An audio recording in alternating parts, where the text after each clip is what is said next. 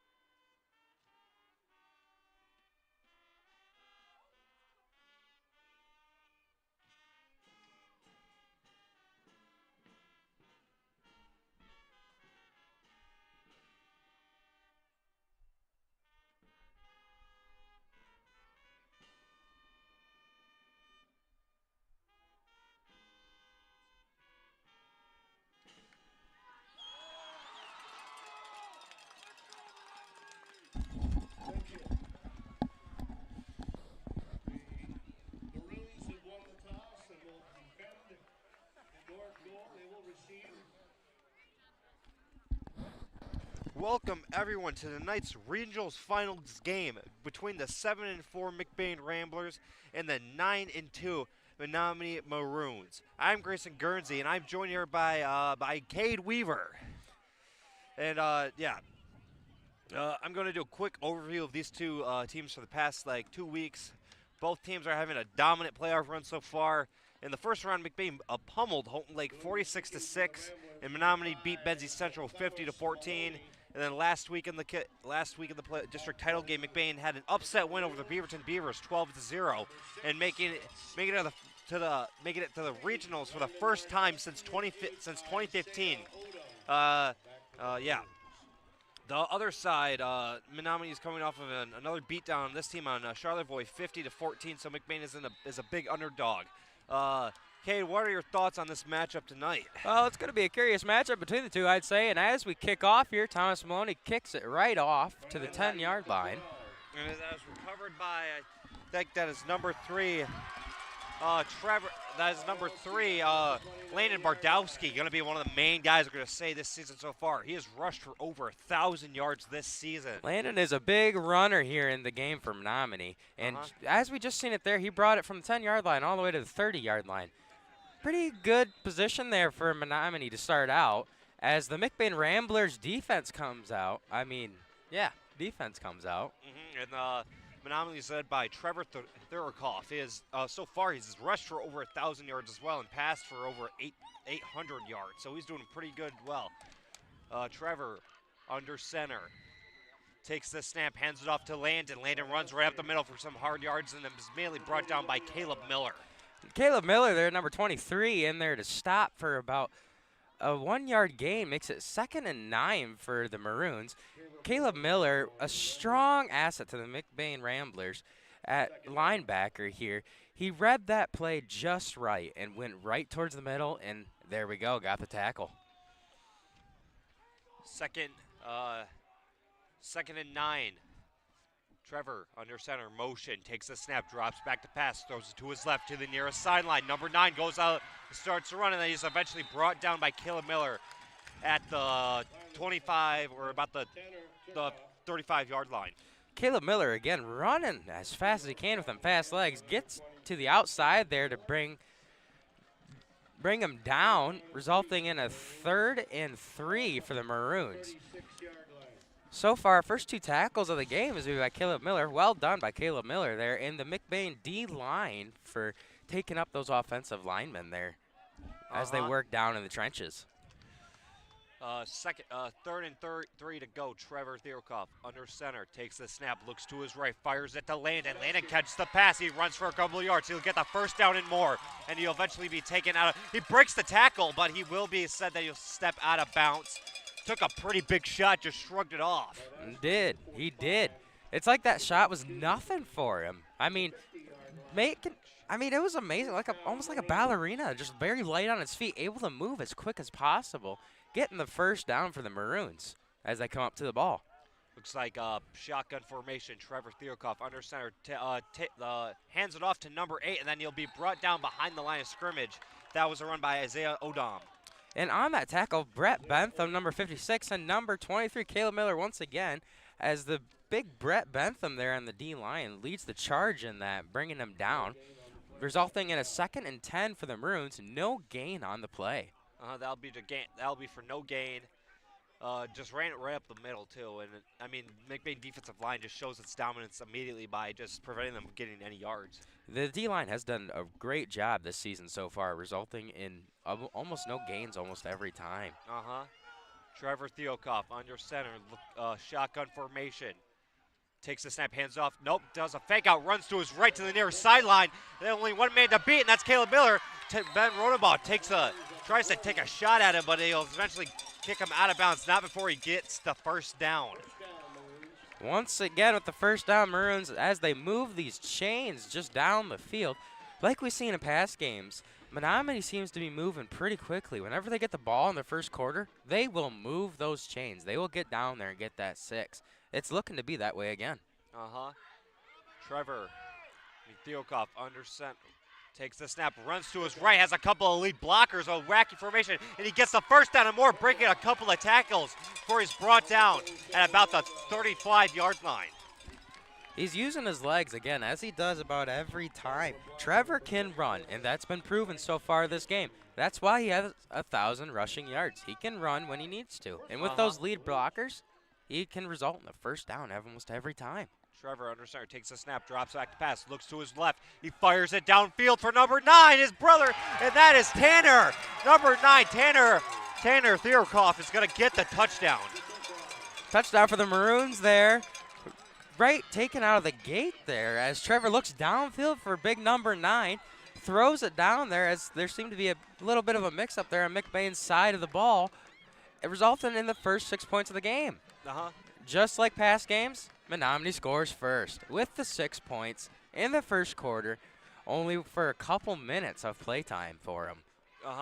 Yeah, that was less than 5 plays they were able to get down the field and score a touchdown. So you could tell that they're making a lot of big moves immediately. They are. They're wanting to come out here and put out their name, and they want to make a strong statement. Oh, they are. Now they're going for a 2-point conversion. Trevor under center takes the snap, and then there will be a flag on the play.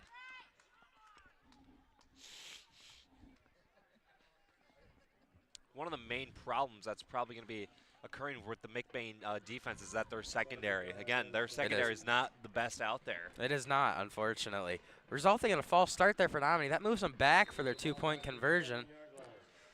It moves them back a little bit. They will now be on the 28-yard line for their 2-point conversion. Now, they're a bit farther away from the end zone than normal 2 points, so we'll see how this goes. But that gives them more room to give off some more pass plays. So they might come out of this with a pass play, as it does look like they do. Trevor under center drops back to pass, looks to his right. He sees a wide open receiver in the corner of the end zone, but then it is a little bit thrown up high. It is no good. Intended receiver, I believe that was number 2, Nathan Colt. And as Trevor looked for Nathan Colt there for the 2-point conversion, it did not come out to be. Making it 6-0, Menominee takes the lead first here in the first quarter with 9:16. Now, that was not long before they scored, was it, Grayson? No, it was not. It was less than like 5 plays before they were able to get down the field and score. That's really what comes down to. Once you get to these regionals, you start seeing those bigger teams, and you start seeing how strong they are. It's not as easy as simple other teams that we've played before. But for the McBain Ramblers, this is a huge step up. I believe we can do it. I believe that Menominee can do it. It's 2 good teams against each other. We both made it here. Let's just see what McBain can do here as they receive the ball from Menominee. To kick off for the Menominee Maroons, that'll be number 15.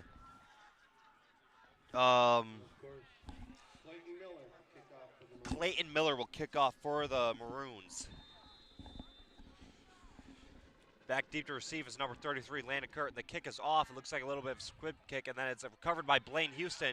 He fumbles it a little bit, but then tries to juke out defenders before he's getting brought down out of bounds at about the 35-yard line, or 25. Good receiving by Blaine Houston there, the Cowboy. Getting the ball, bringing it right about to the 30-yard, I want to say 25-yard line, actually. As the Ramblers will set up shop here at 25-yard line. We'll see what happens. The Ramblers get a chance to show off their offense. This could go two ways. We can come out strong, or we can come out about medium, or we might not get any. But we will see what will happen. That's three ways. It's true. Hands off to Caleb Miller. Caleb Miller runs down towards the far sideline, and then he gets about a gain of 3 or 4 yards, and that'll be second and 5, I believe. Fantastic run there by Caleb Miller once again. Using them strong legs he's got. Gets the good gain for the Ramblers starting off. For the first drive, first play for the Ramblers, that was not too shabby at all. No, it was not. The McBain line was there, making their blocks, gave Caleb that room to the run to the outside, and that's what he did. That was very, very well done. Very well executed. Ramblers on the 30-yard line. Rolling ball under center, looks like shotgun formation. Rolling ball. Takes the snap, looks to his left, he tries to fire, but he doesn't find a gap, so then he just starts to take with his legs, breaks a couple of tackles, takes a shot, but not before getting the first down. Ben Rodenbaugh, like Trevor, can use his legs in those times that he needs to. And Ben gets the first down for the McLain Ramblers to keep moving them chains. Good look there by Ben. As a quarterback, he's got a very level head, and he can tell where things happen and if his guys are covered and if he needs to run, and that's exactly what he did there. Now it'll be first and 10 on about the 39-yard line. Running ball takes the snap, hands off to Bryce Aiken. Bryce runs to the near sideline. He has a hole. He drops his shoulder and just takes 2 shots and gets a gain about 5 yards right there, and that'll be second and 5. Number 44, Bryce Aiken there. Strong, very strong running back for McBain. He can take them shots like that, and he can keep going. He's got them strong shoulders. He'll put them into those defenders and just keep it rolling. Just like a convoy of Ramblers with our truck. It seems to be we're moving down the field pretty good. Rodenbaugh under center, Landon Kurt in for Bryce Aiken. Looks like they might do heavy right. Rodenbaugh takes the snap, hands off to Landon Kurt. Landon Kurt runs right up the middle, has a hole, and then just takes a shot, but not before he's able to get the first down. Landon Kurt coming up from JV here. Another fantastic running back for McBain. He's got the speed as well, just like Caleb Miller and Bryce Aiken. McBain has strong running backs here with the speed, and that's exactly what we need. We can take those heavy hits, too. Very well done there by Landon Kurt. Menominee is not messing around. They are not. They're here to play. They're making their statement, just like I said before. Making them first 6 points, that's exactly what they're doing here. They're making a statement with their defense. Shotgun formation, running ball under center, takes the snap, hands off to Bryce Aiken. Bryce Aiken gets shut down immediately, and he'll be tackled by number 88 on the defense. Number 88 on the defense. We do not have his name, unfortunately.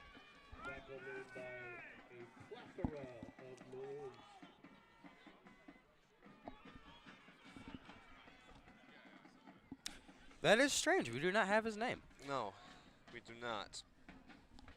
Well done there, though. He did read that play very well to get back there and shut Bryce Aiken down, resulting in 2nd and 11 for the McBain Ramblers as they come up to the ball. Rodenbaugh under center, looks like shotgun formation, doubles to the far sideline. Rodenbaugh takes the snap, looks to his right. He fires the pass for Murphy, but then is almost intercepted, broken up by number 1, Aaron Brunel. Ben Rodenbaugh, as he took a shot there as he just released the ball. A little bit of injury, it seems to be on the field. Tries to look for his huge tight end, Carson Murphy. Almost looking to get intercepted there. Bounces right out of his hands. And at the same time, Ben took a shot. Murph also did.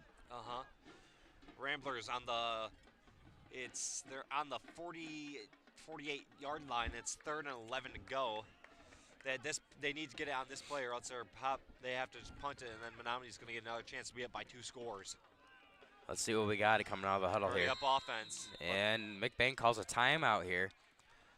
McBain will call a timeout.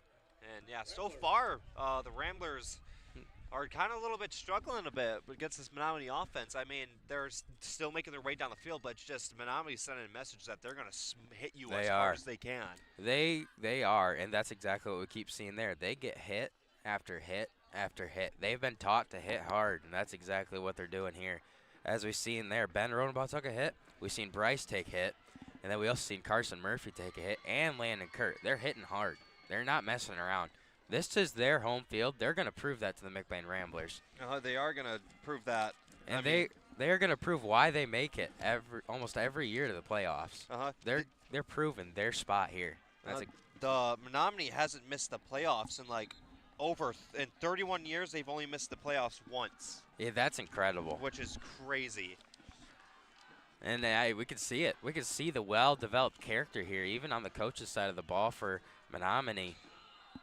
I mean, very well coached these guys are. Their chemistry's great. And overall, their skill and talent, too. Got some incredible players there on the defense. Rodenbaugh under center, looks like shotgun formation, takes the snap, hands it off, does a little flea flicker to Caleb Miller. Caleb Miller sees a hole when he drops the shoulder. There will be a flag. There is a flag. There will be a flag. It'll be holding. I think that is a holding on the offense. There is a holding on the McBain Ramblers. And that'll cause us to go back a couple of yards, but yeah, there's nothing really else they can do but punt. Well, we got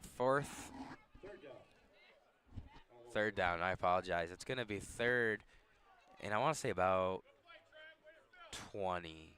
It's going to be 21. Country mile. That's what it is. 22. It's going to be third and 22 for the Ramblers. To come out of this one, we're going to have one heck of a play here. The Ramblers have done this before. We have come up with these miracles. Let's see what we got here in store. Rodenbaugh, single back formation. Rodenbaugh, motion, takes the snap. He runs to his left. He gets a couple yards, but then he's just met immediately by that is number 8 on the defense. I believe that's number 8, Isaiah Odom. Isaiah getting there to stop Ben from gaining a lot of yards, but Ben did manage to gain some yards there for the Ramblers. Unfortunately, it did not make up to a first down and is now 4th and 17. Most likely the Ramblers are probably going to punt it. It does look like the Ramblers are going to punt as the big Carson Murphy back there to punt it off for McBain. Back to punt for the Ramblers, number 9, Carson Murphy. Back to punt, Carson Murphy. And out deep to receive it for Menominee is going to be number 3, Landon Bardowski. Fabulous punt by Carson Murphy, bringing that ball back quite a ways. There is a flag on the play, though. As the ball will be spotted right about the 12-yard line.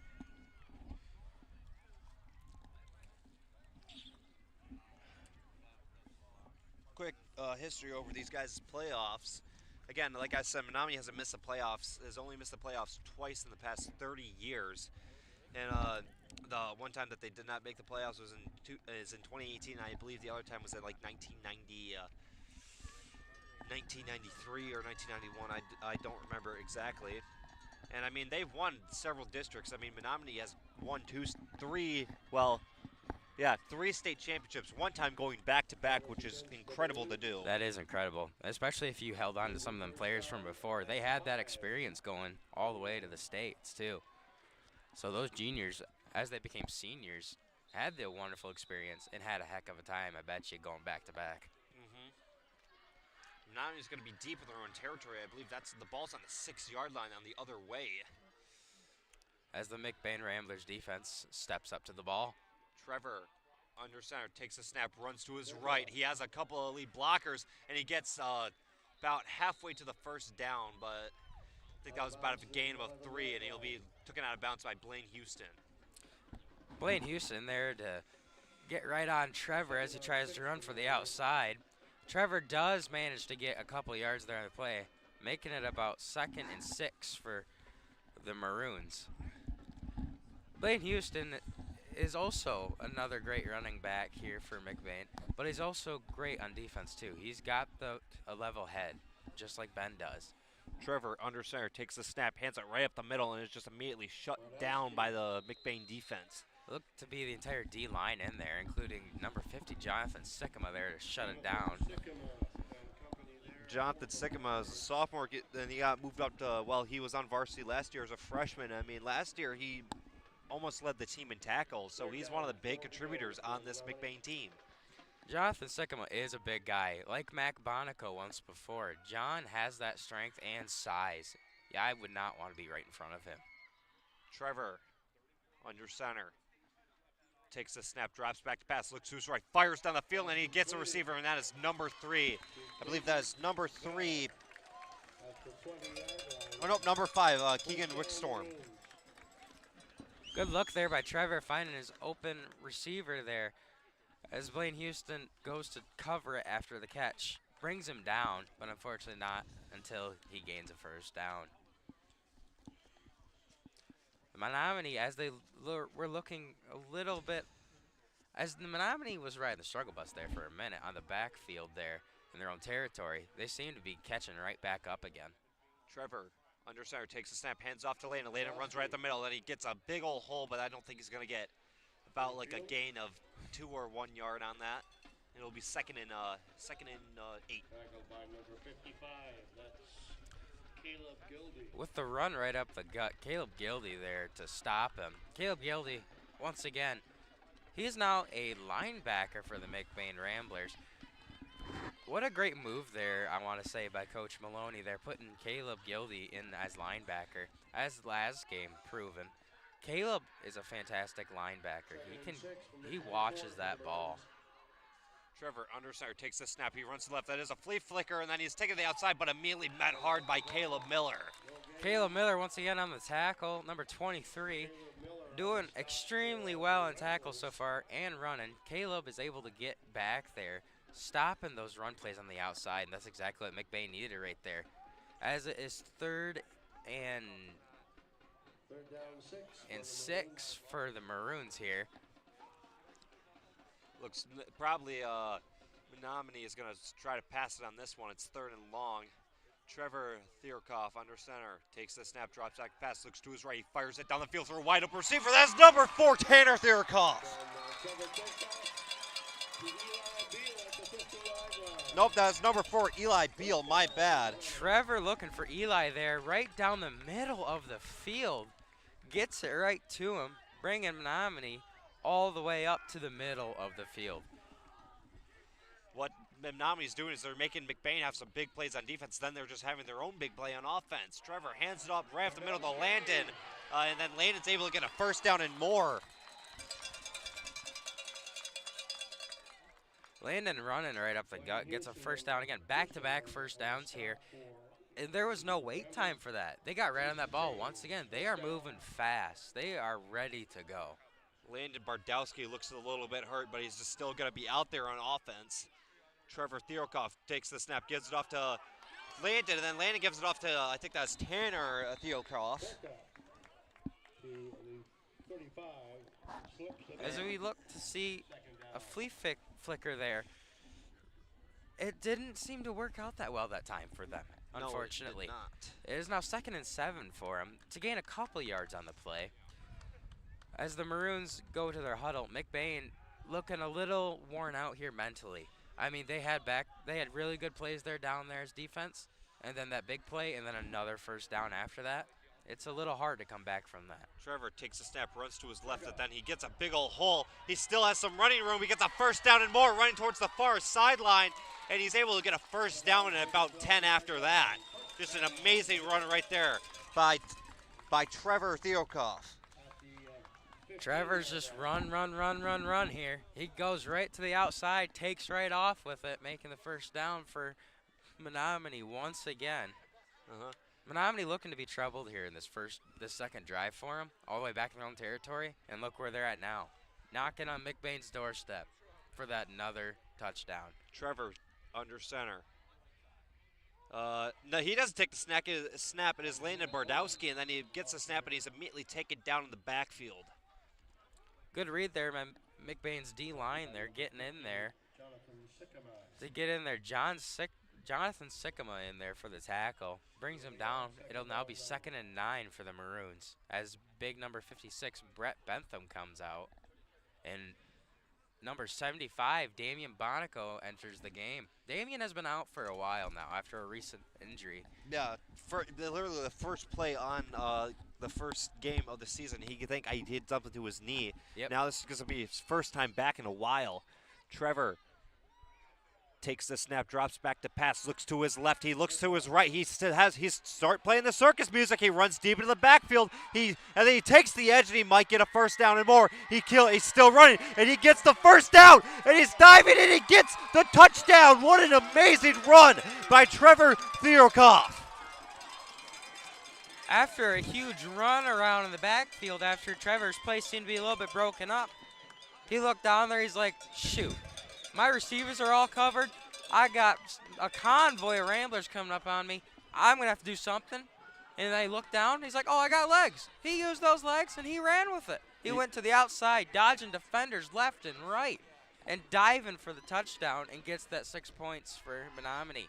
It'll now be 12-0 in the first quarter here for Menominee. Yeah, just again, that was an incredible play right there. He drops back to pass, saw nobody, just ran to the outside. And like I said, I thought he was going to get sacked back there, so I said start playing the circus music, because then once he turned on the circus music, he was just jiggling and diving, juggling and diving all around the place, and was able to get in there. It's just a credible play right there. That was fantastic. I mean, that reminds me of the game Madden right there. Yes. I mean, stuff like that happens on video games all the time, but in real life, when you see that, that's just fantastic to see that. You got to have such a level head on your shoulders to be able to do something like that, and that was awesome to see from them.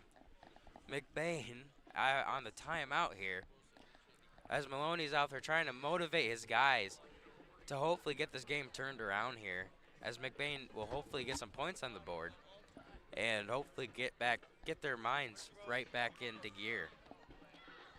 After all that happened, I mean, I bet you some of them guys are thinking, what are we doing? It's a struggle. It is a mental game. Football is a mental game and physical, but most of it is mental.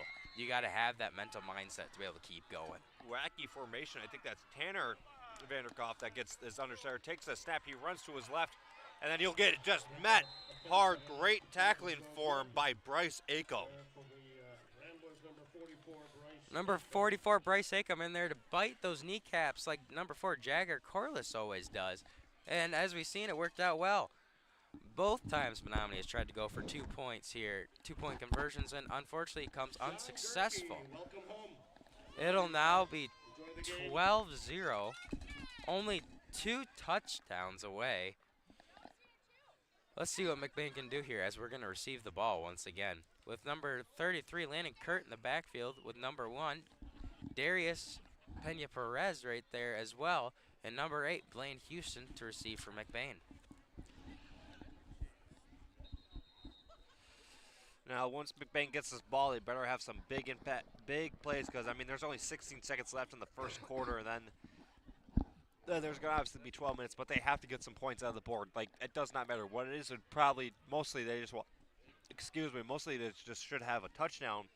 Just any points on the board at this point would be great. We need to stay in the game, and we need any points. We need to do whatever it takes, really, here. McBain needs to get those points on the board to try and close this gap. And the kick is off. It is a deep kick, and I think that'll be recovered by Blaine Houston. Blaine Houston gets the ball. He runs to the 30. He runs to the outside, but then he's just think there might have been an accident right there, but Landon Kurt ran into him while he was getting tackled. And, that'll be brought down at about the 30 or the 25-yard line. Unfortunately, you'll have that. You will have teammates run into you. That was very unfortunate to see there. But McBain, they're on their 25-yard line. Maybe we can do something here. I believe it. I believe McBain can do something here. They have before. We just have the motivation to do it. As there seems to be some discussion on the field between the Ramblers and officials swapping balls out. McBain now walks up to the line, looking ready to go. Let's see what we can do here. Shotgun formation, Rodenbaugh under center. Takes the snap, hands off to Brysick, and Brysick runs to the nearest sideline. He dropped the shoulder. There is a fumble on the play, and Menominee will recover the ball. That big shot was delivered by number 11, Trevor Therokoff. After that swipe at the knees for Bryce Acom, that was hard hit right there. Bryce was up in the air, and as he came down, unfortunately the ball came loose. Yeah, right there. It's just great tackling That technique. was great. Yeah, Menominee still coming out here to prove their point. They're here to hit hard. They're here to play. And we're still in the first quarter. And then there's only 5 seconds left, however, but we're still in the first quarter and all this has happened. Yes. I mean, what an incredible game so far. Very one-sided. Menominee just has full hands on the steering wheel right now. McBain's just sitting in the passenger seat right now, just staring, hopefully to get like a cookie crumb. Number 3, Landon Brodowski takes the snap, but then he almost breaks a tackle, and then he breaks another one as he eventually brought down by, I believe that was number 50, Jonathan Snow, number 70, Logan Overman. As the D-line there for McBain's getting a little frustrated, it's showing. They're getting mad. They're upset. They're getting ready to play some ball here. And it's on the 23-yard line. That'll be the end of the first quarter. The score right now is Menominee 12.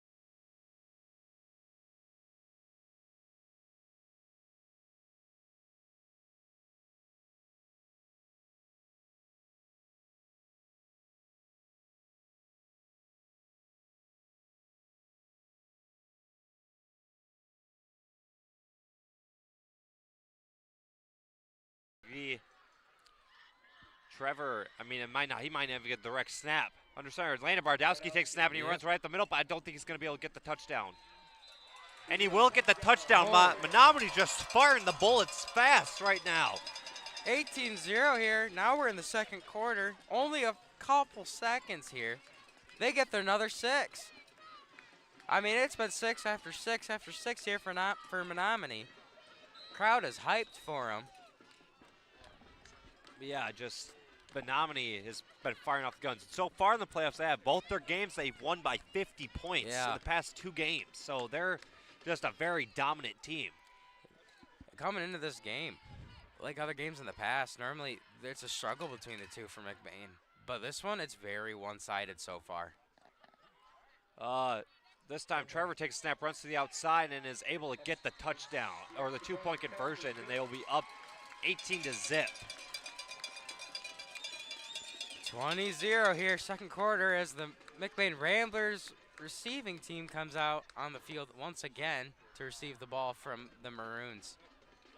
What are you thinking, Grayson? What's going through your head right now? 20-0 for the Maroons. I mean, what do you think's going on right now with the McBain?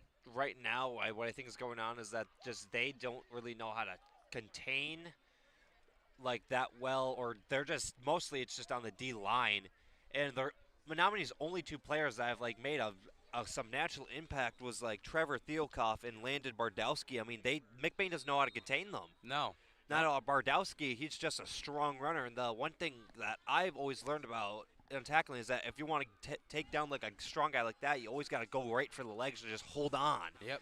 For dear life, mostly. And mostly, if you can get those legs eventually after hit, his legs will eventually wear down. They won't be as powerful as they are. So hopefully McBain will start getting to his legs, and that'll start wearing both of those runners down, and hopefully bring some light to this McBain offense. The kick is off and is a deep kick, and I think that'll be recovered by Darius Panay-Perez. Perez will run to the nearest sideline, jukes out a defender, jukes out another defender, has open yardage. He runs down the field before taken out of bounds by number 15. Darius just put in some light back into this McBain offense and just able to get the ball all the way to about the 45-yard line. Darius jumping in the air for that ball, runs right to the outside, looking for some blockers, and he did gain some, getting right to the outside as he juked a defender, bringing it all the way up past the 40-yard line. I mean, this definitely brought some light to the McBain offense. This brought some good spot for him to start and hopefully get down that field and get 6 points for the game. And now McBain's offense will come out. They need to score on this drive, or else they're not going to be in a good spot. Running ball under center might be heavy right. Takes a snap, hands off to Bryce. Bryce runs to the far sideline. He has a hole, then he just uses some blockers. He's still going before being brought down at about the, I'd say the 47-yard line, a gain of 2.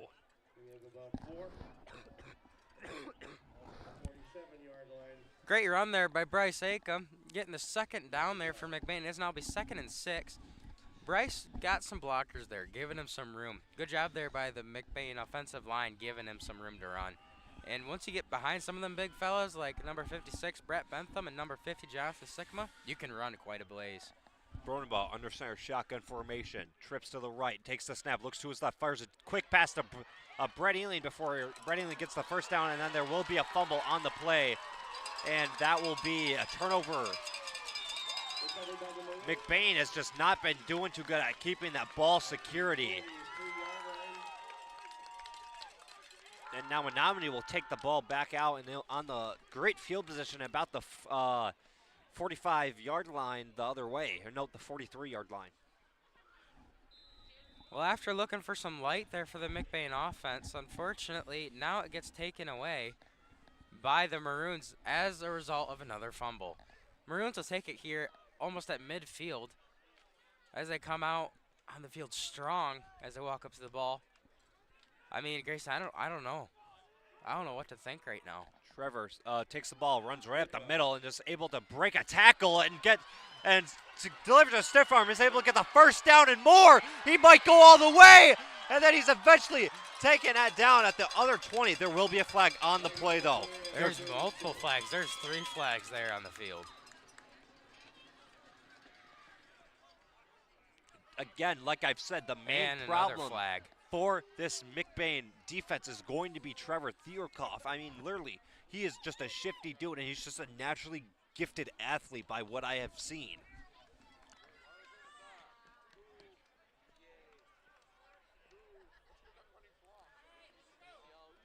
And it looks like the ball is being brought back after that huge run for Menominee. 10-yard penalty against the Maroons puts the ball at their own 48-yard And it will be a flag on. There was a block in the back there for the Maroons, bringing it back. I mean, I've been there. I've blocked people in the back out of rage before. I was upset. But unfortunately for that, you don't want to do that in that case. Your guy's already downfield that far. You don't want to do that. No, you don't want to because they took away that giant gain. It was huge. That was huge for him, and unfortunately it brought back. And that'll be 1st and 4. Trevor takes the snap, drops back to pass, look to his right. He looks for a pass, fires it down the field for number 9. And it is about caught by Tanner Thierkoff. But it's incomplete. He had that right there. He had the perfect position to be able to pull that in, but he was just unable to because Benjamin Rodenbach came up behind him and just tried to smack the ball out of there. Fantastic job by number 34, Benjamin Rodenbach, getting in there to just screw up that play for him. I mean, once you get a tall guy like Benjamin Rodenbach able to get in there and deflect that pass and screw it up for him, oh, it's candy to him. It's candy. Ben should be really happy for himself right now as he just took away that possible touchdown for Menominee. Second and 4 to go. Trevor under center. Looks like Landon Bordowski's going to take it, runs to the outside. He might get a first down and more. He's able to get a first down more and just drops the shoulder. And there's it 2 more trucks flags. a guy. After that truck, there's 2 more flags on the field. So far, back-to-back, it's just been flags. Uh-huh. I mean, we're seeing a little bit of a different game here now with some penalties being called. Holding again on the Maroons. That will be a holding. I mean, I could see that one holding call all the way up from here on the left side. He's able to just get a don't know who it was, but he held on to him and just kept on driving him the other way. Yep. And you can't do that in football. I believe it was number 56. Yes. Menominee there on another holding call brings him back. It'll now be second and 8. Second and 8 for that. As this is a bit longer drive than what we're used to seeing from Menominee after the penalties being called. I mean, normally it's 2nd and 8. You don't see that normally. Normally you'd see a first down from them. Let's see what they're going to do here on 2nd and 8. Trevor under center. He might not even get the pass. I mean, all of them are dropping in the backfield. It hands off to Landon Bardowski right up the middle, and he's unable to get a bit of yards. I think he might get a gain of 1, but that's it. And it'll now be third and 6, I want to say. 3rd and 6 for the Maroons.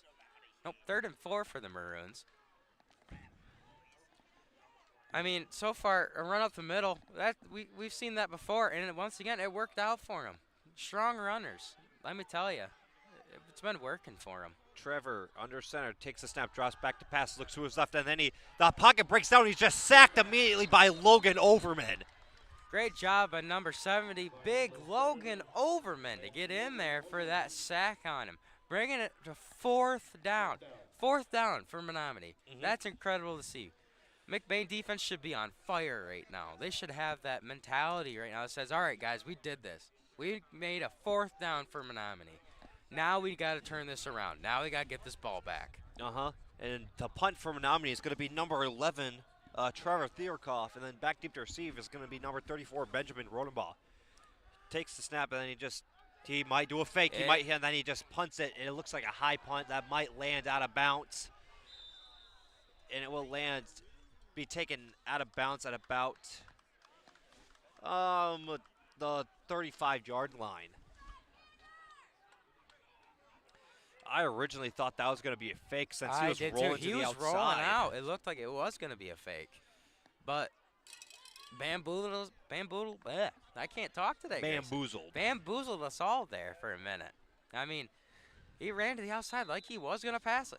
But now McBain offense will take over here. 1st and 10 on their own 34-yard line. And it looks to be McBain's coming out in a passing formation. Shotgun formation. Rodenbach under center, doubles to his right. Doubles to the far sideline. Rodenbach takes a snap, hands off to Landon Kurt. Landon Kurt runs to the outside, has a bit of an angle, is unable to juke some defenders, and he'll be taken down behind the line of scrimmage for like about a loss of 3 yards. Landon looking for a hole to get opened up. Unfortunately, did not get a hole on the outside and just had Menominee defender after Menominee defender. Making it a loss and 2 for the Ramblers, and I'll be 2nd and 12 for him. Run plays like that, after you see that come to a loss, it's unfortunate to see that. I mean, your build up for that running back is so high, and then once you get all these defenders that swarm you like that, it's heartbreaking. It'll now be 2nd and 12 for the McBain Ramblers. Yeah, like you said, I mean, run to the outside, and then you just got a bunch of defenders on that one. What I usually just say is that even if you see a bunch of them, just try to truck your way right through. It looks like some motion. Running back takes a snap, runs, does heavy right play, but then he gets shut down immediately about for a gain. Pushed the McBain offensive line, pushing them forward for about a gain of 2 or 3. I've seen some motion there on the McBain line. As they were on the left side, we had number 50, Jonathan Sickham, and number 70, Logan Overman, come over to give Benjamin Rodenbaugh some blockers as they run it right up the side of the field here. What seemed to be working well so far, unfortunately, Ben runs into his own blocker, bringing him down, but not after he gained 5 yards. It'll now be 3rd and 5 for the McBain Ramblers. Looks like motion. McBain takes the snap. Rodenbaugh takes it for himself. Goes the same exact play again, but then a shutdown. There's a fumble on the play again, but I think that is recovered by a McBain player, and I think they're going to get it back. Just so far in this game, McBain has not been able to keep that ball security. No, we have not been able to at all. I mean, the amount of fumbles in this game so far is incredible. After seeing how many, and then you compare it to Menominee's, none. I mean, unfortunately, when you have that one-sided games, you'll have that. You'll have these differences, but fumbles should not be one of them. You always want to make sure that ball is secure. McBain going for it on 4th down. Running ball. It looks like there might be a flag there trying to make them go off sides. I think it might be a call on Menominee. And it is. The Ramblers will pick up the 1st down. And that worked perfectly as planned, trying to make the Menominee defenders go off sides, and that worked. Ramblers got some breathing room now. After that almost 4th down, we got breathing room. We got 1st down again. Ramblers got to refresh their minds. That was the last 4 downs. Now we got another new 4. Let's see what we can do, guys. That's exactly what needs to be running through their heads. They need to keep a positive mindset here in this 2nd quarter against Menominee. Once you give up that mental game, then your physical game's gone as well. Yep. Running ball back there by himself. Motion, takes a snap, hands off to Caleb Miller. Caleb Miller runs to the nearest sideline, able to get a couple yards, has some lead blockers, but then it's just shut down immediately, taken down by number 9, Tanner Thierkoff.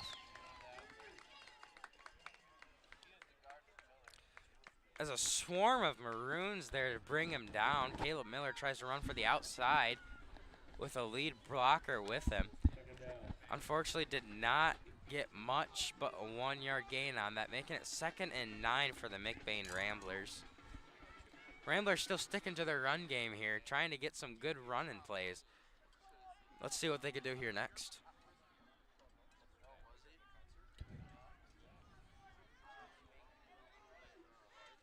Rodenbaugh under center. Takes the snap, runs to his right. He has a couple lead blockers, but then he's able to get a gain of about 5 or 4 yards. Ben looking for some yards there. Manages to get the scramble off, making it 3rd and 6 for the McBain Ramblers. Once again, Ramblers are on their 3rd down, looking to convert over at the 50-yard line. Yeah. I mean, I don't know, Grayson. I'm struggling for words right now. McBain's just got to keep going. They got to put that pedal to the floor. Keep that energy flowing and get that adrenaline back as well. Rodenbaugh under center, single back formation, takes the snap, runs to the far sideline. It just dips right in the middle, is able to get the 1st down and more. That's the type of play that they needed right there. They needed Ben to run. That's what exactly they needed, and he got it. He got that 1st down and more, making it into Menominee territory. Well done by the McBain Ramblers there, getting down the field with Benjamin Rodenball leading the charge. And almost from up here, it looked like he was floating almost. I mean, you see his little head like bobbing, bobbing, bobbing, like a bobber does on the water. It looked like he was just soaring until he ran into a convoy of Maroons there. It'll now be 1st and 10 for the McBain Ramblers on Menominee's 35-yard line. Rodenball back there, single back formation again. Doubles to the nearest sideline. Takes the snap, runs to the left, the farthest sideline, and is able to get a couple of yards before being brought out of bounds at about the 30 or 35-yard line. McBain Ramblers once again going for the run on the outside there. Makes some yards on the play, giving the Ramblers 2nd and 8. 2nd and 7 for the McBain Ramblers as they're on the 33-yard line now. Both teams have been, by what I've seen, they've been running mostly the similar offense with a little bit of flares of specialty for both sides, obviously. They have. But they just look like they're running the same exact stuff, really. The same types of formations. Besides from Menominee. Menominee sometimes brings out these weird formations, but... They do. Yeah. And they do pass a bit more than McBain does. Rodenball underside, take a snap, hands off to Landekert. Landekert runs towards the nearest sideline before getting brought down after about a gain of 5. Or no, a gain of a couple of bit of yards, and that'll be 3rd and I think 3 yards to go.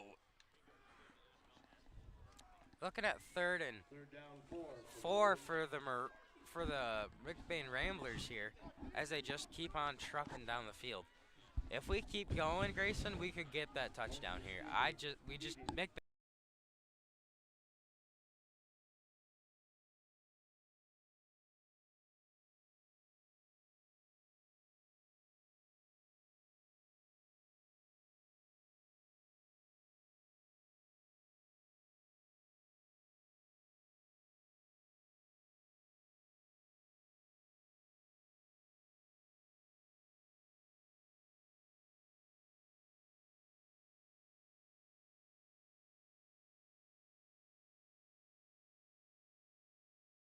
Ramblers coming right back out to the field here after getting the 1st down. Still going down the field. And Thomas Maloney getting ready. Rodenball takes a snap. Hands off to Caleb Miller. Caleb Miller runs to the outside and then is about brought down behind the line of scrimmage, but then he's just met hard. So far, Caleb Miller's not been able to get that big yard runs that he's been used to getting so far. They've been shutting him down pretty quick. I think the Maroons have seemed to catch on to Caleb Miller here. They started looking at Caleb and saying, all right, he's a strong runner. He'll take those big yards and just eat them up. We got to do our best to shut him down and swarm him as best as possible to get as many guys on him as much as possible. And as we just seen there, that's exactly what happened, making it 2nd and 9 for the McBain Ramblers. And there's 1 minute 51 seconds left that go, and I mean, I think they might just try to kick the ball and get the 3 points out there. I see the kicker for the McBain Ramblers, Thomas Maloney, warming up. I mean, I presume that's what they're going to do, just try to get some points up on that board no matter what. It doesn't matter how they get them, they just want some points up there. They need those points up there is what needs to happen. Yes, they need those points up there, that's what. Whether it's from a field goal or if it's from a touchdown, McBain needs some of them points on that board. As the McBain Ramblers still in the timeout here, timeout just ended. Coach Maloney there talking to his guys to try and give them some advice here to keep going. Let's see if what they came up with worked. Rodenball under center. Takes the snap, runs to his left. He looks for a pass. He throws it deep for Caleb Miller, and Caleb Miller's unable to get it.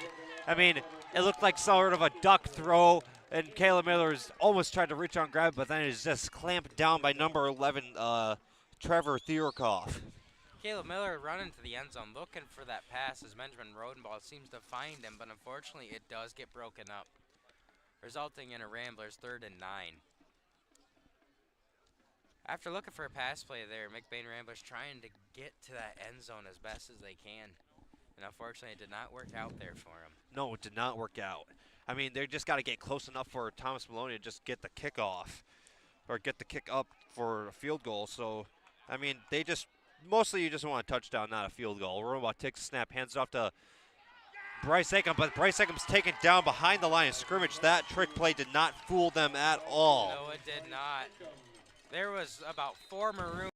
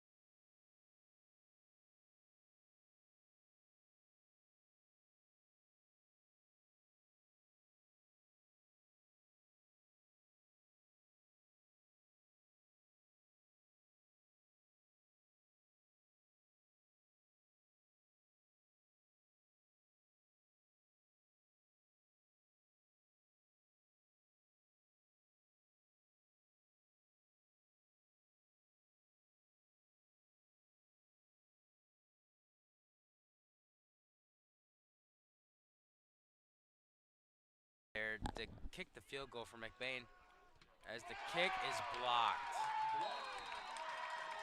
Menominee just got back there like Brett, like knife through butter, just shutting that play down. Menominee quickly swarms that potential field goal, and it did not work, unfortunately, as Menominee just went back there like a group of sharks. I mean, they got right back there. There was no chance of that kick getting up. Now Menominee's going to go back on offense, so they might be able to score in these last couple of minutes.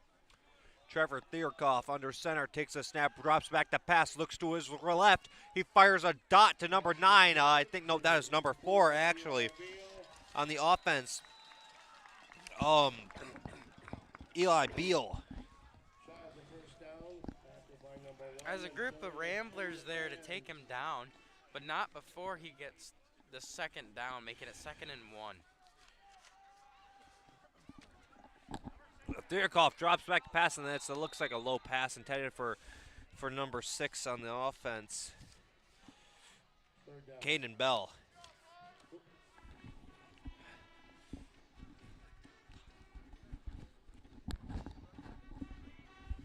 I mean, Menominee, after that incompletion, that wasn't much to them. They say, okay, they look at the board, they look at the chains, they say, okay, it's 3rd down, we got to make 1 yard. We can do it again. Let's come up with another play, guys. Let's keep moving. Menominee just has that mental mindset of just keep moving. No matter what happens, just keep moving. And it's been working out for him. Trevor under center. Takes the snap, gets directly, runs to the outside, and gets a 1st down and more before walking out of bounds to stop the clock. With 55 seconds left on the clock and the 1st down, Menominee just seeming to coast down the field with no problem at all. It'll now be 1st and 10 for him at about the 45-yard line as they march right up to the ball.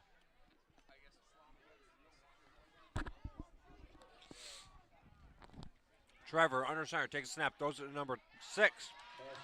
And he's at the far near a sideline, not taken out of bounds yet. That's a complete catch by number 6, Caden Bell, able to get a 1st down and more. Back-to-back 1st downs for Maroons. As the Maroons just keep going down the field, I mean, number 6 there got right to the outside and just ran with it. Well done there by number 6 and Trevor. Number 11. Trevor runs to the outside. Looks like he's just dropping back to pass, play the circus music, and he just chucks it out of bounds to keep it safe so he doesn't get sacked. He was unable to find an open receiver downfield, so he does the best thing possible, just chucks it out of bounds. And also stops the clock for him. Now, McBain's doing pretty well so far. I mean, they're already down by 20, and usually in the other games, the other team would already be down by 30 or so points. They would, yep. We are holding them still to a point, and that's what counts. McBain just got to try and look at the small positives here. and then work your way up as the Maroons come back out in the field. Trevor drops back to pass, does a quick pass, and is intercepted by Darius Panay-Perez. He might go all the way, but he's taken down out of bounds. So no, he's just tackled at the sideline by number 3, Logan Bordowski. Fantastic job there by Darius getting the interception for the McBain Ramblers. At 35 seconds left in the second quarter, this gives the McBain Ramblers some hope here. Hopefully the McBain Ramblers can get down there and score that touchdown. Just a great player right there. I mean, he was able to get right in front of the wide receiver like a basketball player, kind of like boxing him out, and is able to get the interception and give McBain a little bit of hope to possibly score. It was fantastic there. Darius kind of watched the quarterback and watched his receiver like he should and got right in front of it and read the play perfectly, and that's what resulted in that interception there. Cronenbaugh under center.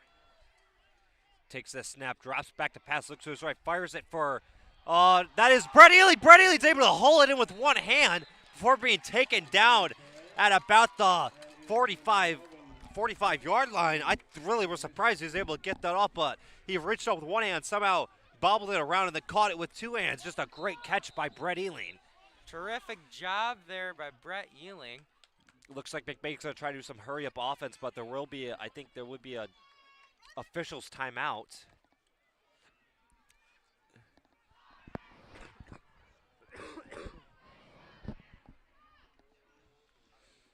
As there seems to be some conversation on the field between the officials, Ramblers are talking as well while they have this little time. 23 seconds left on the clock. I mean, Grace, what would you do here if you were the head coach of McBain? You had 23 seconds left. You're down by 20. What would you do here? Go for its touchdown. There's nothing else you really can do. You got to score a touchdown no matter what. I mean, if it's fourth down, I'll think about getting it, but they're doing a measurement, and it will be a first down for McBain. But what I would do is I'd just try to pass off the ball. I mean, so far the run game hasn't really gotten us that many yards, so I would just analyze how they're moving from a 4-front to a 3-front. And they're doing shifts in the defensive line sometimes so when we do heavy side right, but I just mostly try to pass the ball. I would too. That's exactly what McBain needs to start doing. Cronenbaugh drops back to pass. There will be a flag on the play though. False start.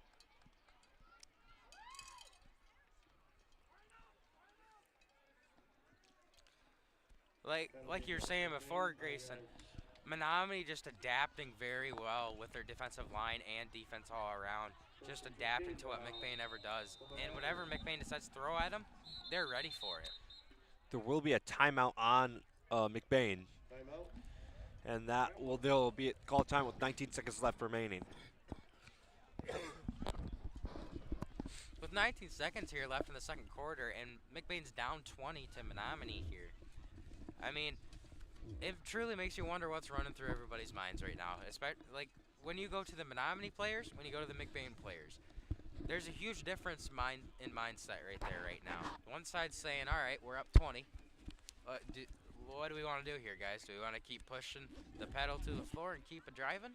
Or do we want to take a step back and go a little bit slower? And on the other side, for the Ramblers, they're thinking, all right, we're down 20. We got to put the pedal to the floor right now. We are still in the first half with 19 seconds to go. We have to score. Exactly. That's probably exactly what's going through their minds right now.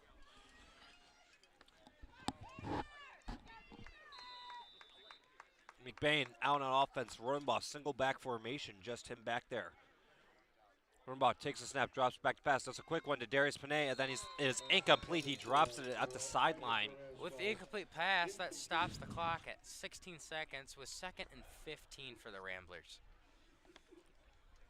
Yeah, right now they're probably going to start doing a bunch of pass plays like I've been saying they're going to be doing because they just really need to get that clock. Well, try to stop the clock, and if it's incomplete, worst case scenario gets intercepted, but what I would tell them to do is just mostly do slants outside where it runs towards the sideline so that once you catch that ball, you can possibly just run out of bounds and stop the clock. Or, I mean, if you have open in a field, just run down the field, try to get a touchdown. But I think just most things just throw it towards the sideline. Yep.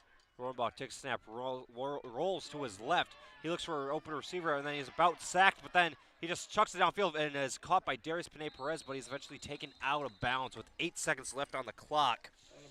McBain's probably going to do Hail Mary. They probably will as the clock.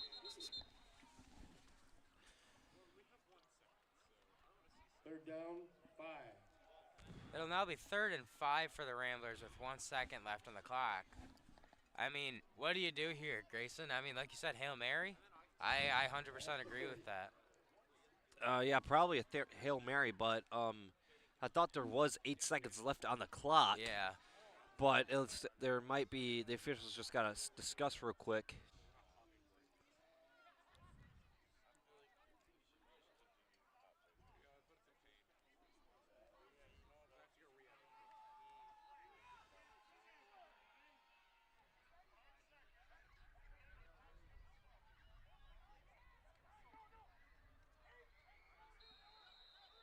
As there was some discussion there on the field, it's 5 seconds left on the clock. Rohrbach takes a snap, just chucks it up deep for Darius Panay-Perez, but that is thrown out of bounds. And, I mean, that is not a play you want to end up on at the end of the first half. The score right now is Menominee 20, McBain 0. And, ladies and gentlemen, we will see you after the half.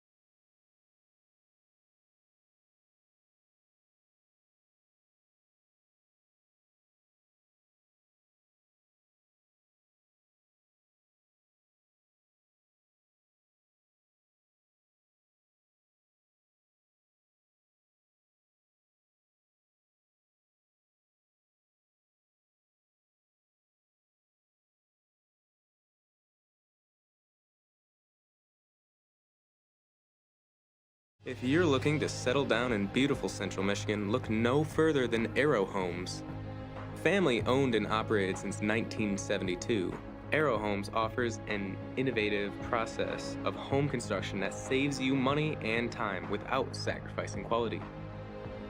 Their top-of-the-line construction workers have 15 years of experience building homes. You can see some of their work on their website. They are open Monday through Friday, 7 a.m. to 5 p.m.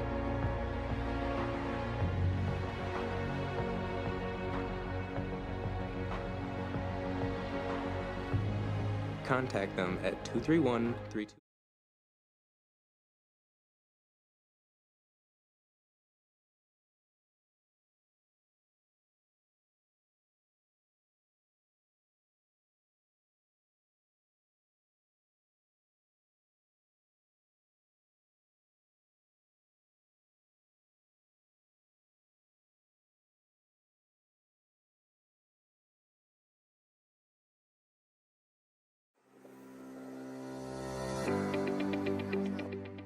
McLain Transmission and Auto Sales. Transmission repair and vehicle sales in Northern Michigan.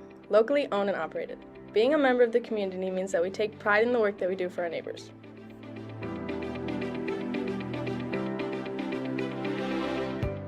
You can expect honest and expert service from us. Every repair, every sale, every time. Servicing Cadillac, Lake City, Manton, Mesick, Big Rapids, Traverse City, and surrounding areas.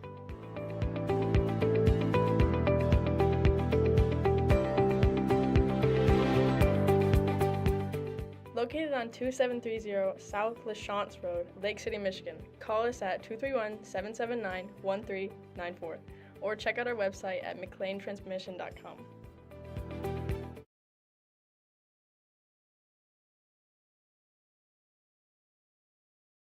Northern Truck Service, established in 2015 by John Skierbeck.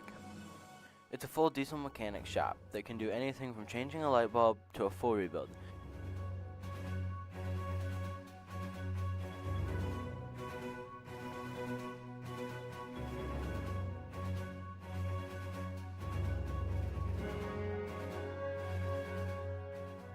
With a stock of most parts, they can get you back on the road in no time.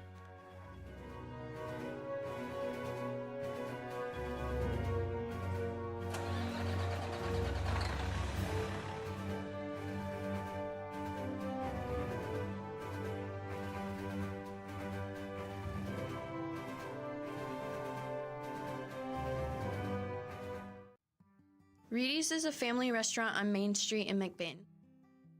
Their menu has something for everyone, from kids' meals and pizza or burgers to their entrees such as grilled salmon, grilled tilapia, pasta dishes, and the best barbecue ribs or chicken around. Tuesday through Thursdays, Reedy's is open from 11 a.m. to 8 p.m. Fridays and Saturdays, they close at 9 p.m. And Sundays, they are not open at all. Food for your mood. Here at Shepherd's Agency in downtown McBain, we are your local and trusted source for all your insurance needs. We truly appreciate our clients and we work hard to provide them with the best coverage at a fair price. If you're not already a client of ours, contact us and let us see what we can do for you. Call us at 231-825-2411. Stop in the office or visit us online at shepherdsagency.com.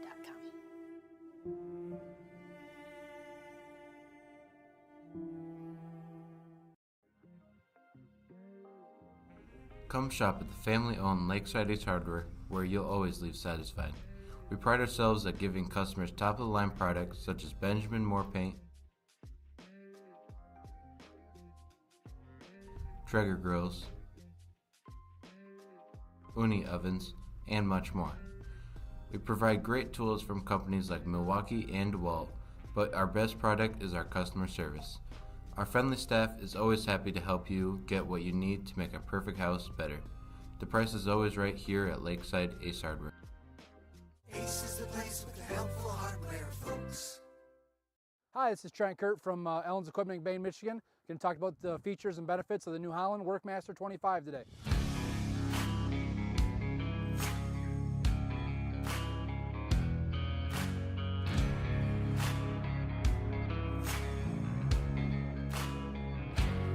It's the Workmaster 25 equipped with the New Holland 200 LC loader, quick attach front end. Real simple to take your bucket off. Just pull up on your pins and back away from the bucket. This model is also equipped with a 3-range hydrostatic, front, just forward and reverse pedals, and really easy to use for anybody. This backhoe is also removable, so you can use any of your other 3-point attachments like mowers, back blades, rakes, box blades. Also comes standard with one remote, hydraulic remote in the back of this tractor.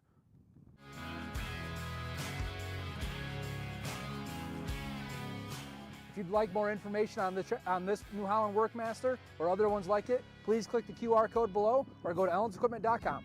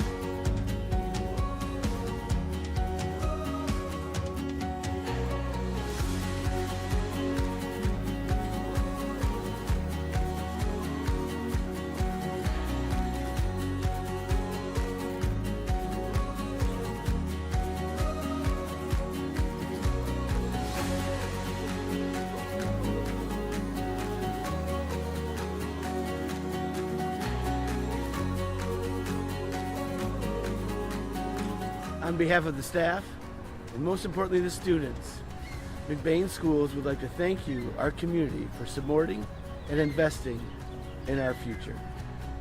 Thank you.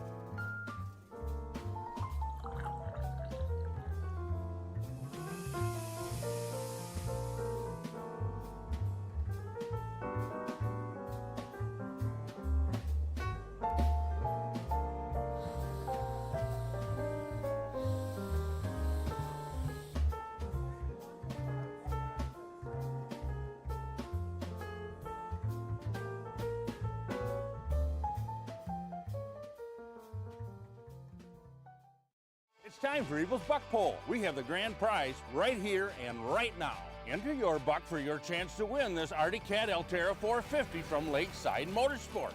It's 3 days of fun starting opening day and a supper celebration on Friday night. Plus, lots of other great prizes thanks to these sponsoring partners. Get $40 of our smoked chops and bacon for every deer processed here.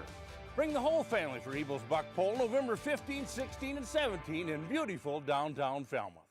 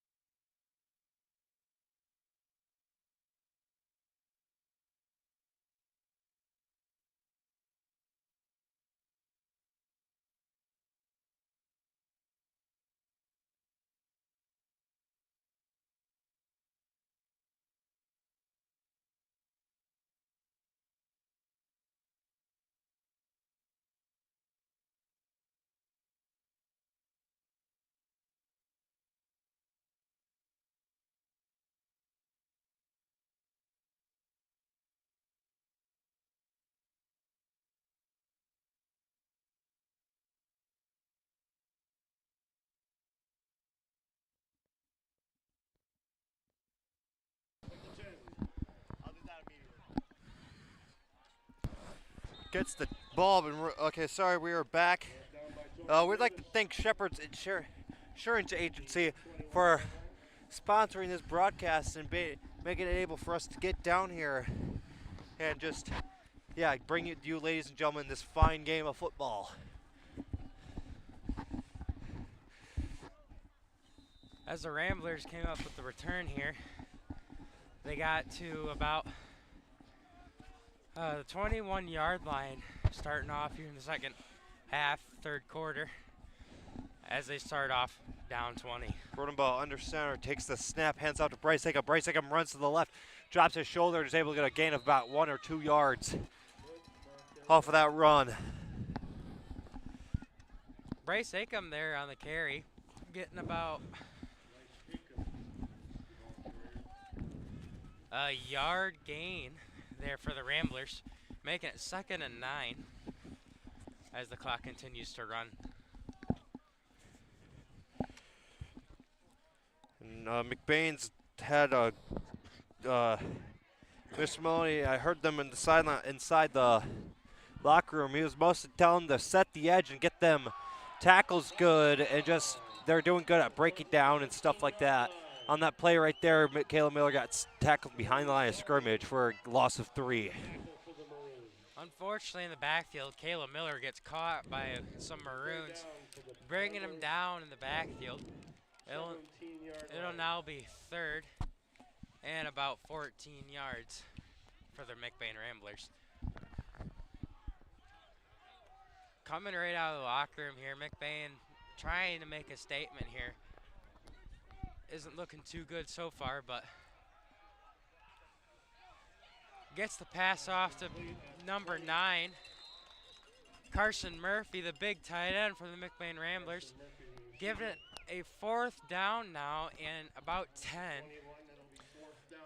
Murphy right there, just able to get the ball and just get a couple bit of yardage off that, but it'll be 4th down, so they're probably going to punt it. And they will. To kick for the punt for the Ramblers, number 9 Carson Murphy, and then back deep to receive for the Maroons as number 3 Landon Bordowski. Bordowski fumbles it a little bit, but is able to get it down, and then he runs to the outside, and he's able to just juke out some defenders and is able to get taken down at about the 51-yard line. Landon in the backfield there for Menominee to get the punt return. Unfortunately, it goes right between his arms when he first goes to receive it. Picks it back up with number 44, Bryce Hickam, coming in like a heat-seeking missile for him.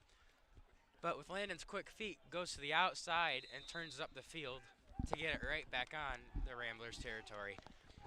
As they set up on the 48-yard line, and it'll be 1st and 10 for Menominee. Trevor Thierkoff under center.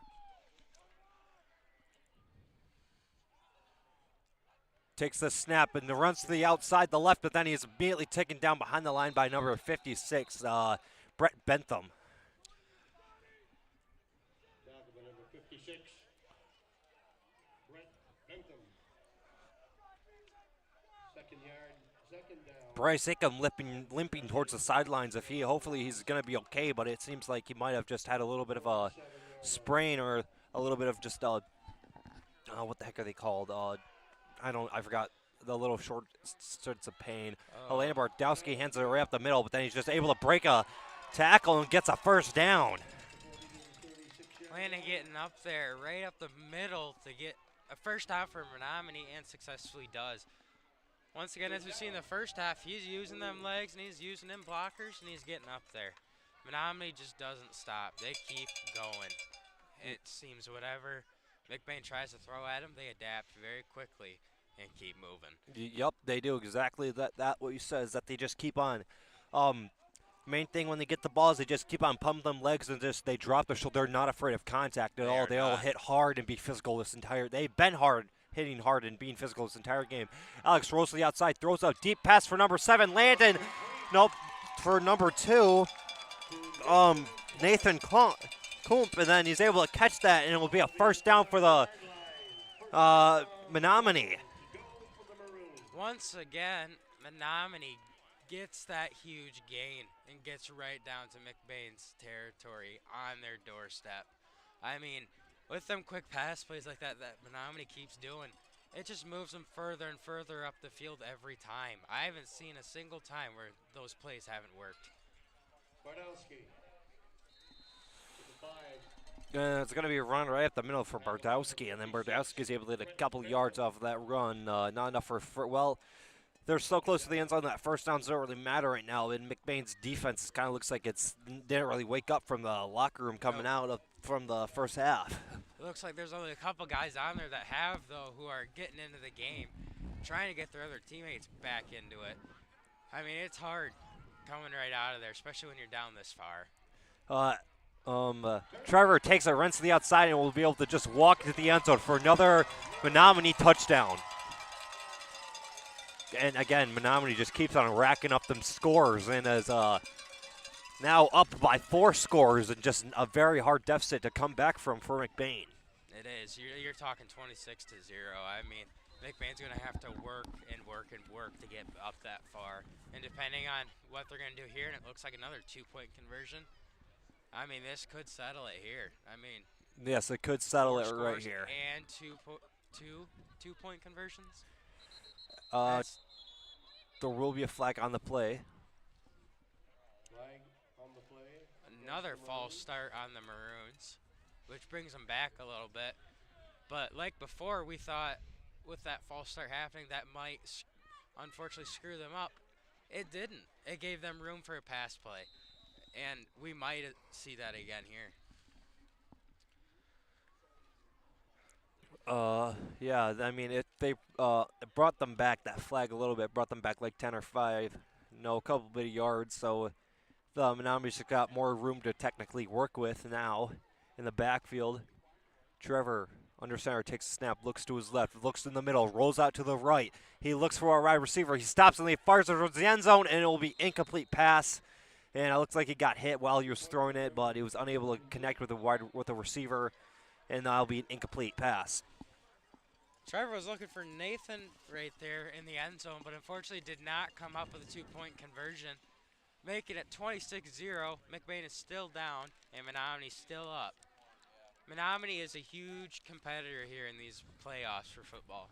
In the past years, they've done very, very well. They haven't missed the playoffs in about 31 years, as Grayson said before. And I mean, once you hear that, you're like, whoa, 31 years? That's a long time. And go ahead. No, you go ahead. So once Menominee, 31 years, hasn't missed the playoffs. That is huge. 31 years.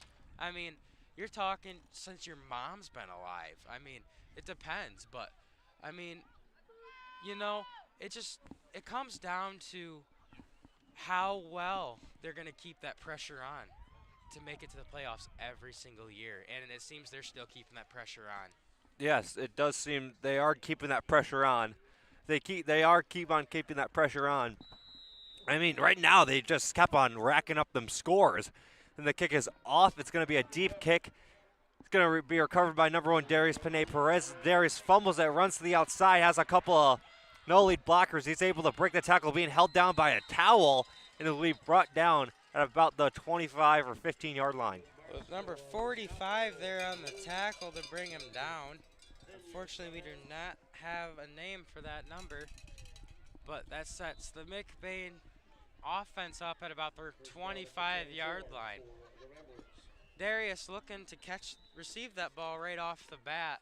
Unfortunately, does fumble it a little bit, but does pick it back up only to meet 3 Maroon defenders, which eventually do bring him down at the 25-yard line. As McBain comes out of their huddle, we'll see what will happen. Rodenbaugh under center. Looks like shotgun formation. Takes the snap, looks to his left. He fires the ball off to number 9, intended target, Carson Murphy, and then it was going to be incomplete. Wait, my bad. Number 9, Carson Murphy. That'd be Big Murph right there. Yep. We now have 2nd and 10 for the McBain Ramblers, trying to work some little bit of McBain magic here to get them up the field. They now come back out of the huddle after that recent play did not come out as a completion. Yeah. Rodenball under center, shotgun formation. Takes the snap, rolls out to his right, and fires it, and again it is batted away by number 3, Landon Bordowski. It is incomplete. Just so far, this Menominee defense and Menominee team has just woken up, and it looks like they've got more energy than they did in the first half.